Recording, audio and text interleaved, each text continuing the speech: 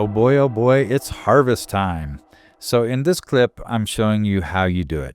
You just reach down, you grab it toward the base and give it a twist.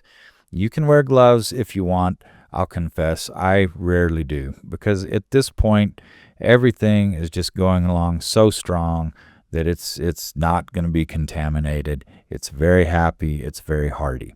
So for the rest of this video, I'm just going to show you the payoff. I'm going to show how I harvest the mushrooms. And what you're going to do is you're going to pluck them, and then you're going to go ahead and cut off the part that has the substrate. Just cut off the bottom. And when should you harvest? You'll notice here that the veil has dropped on several of these mushrooms. That's when you're going to want to harvest, or even a little before. I'm going to harvest all the mushrooms you're looking at because the veil has dropped on some. If I don't, then at some point during the night, I'm not going to pay attention and everything's going to turn black. And what that is sporulation. Remember, that's what all of this is for, is the mycelium, the primordia, the pins. Everything is pointing toward producing spores so the mushrooms can reproduce. But we don't want them to drop spores because that signals we're done. And so if you let them drop spores and you see that you have black all over your mushrooms, go ahead and harvest them. Go ahead and dry them. They're perfectly fine to use, but you're probably not going to get many more mushrooms out of that tub. Now, when you dry them, what I do is I do about 115 degrees for 4 hours, and that works nicely.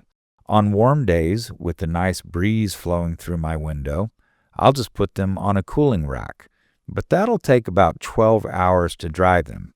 And be sure to keep them out of the sun because the sun degrades, but also heat degrades. So the lower the temperature, the longer amount of time, that's the way you want to hydrate.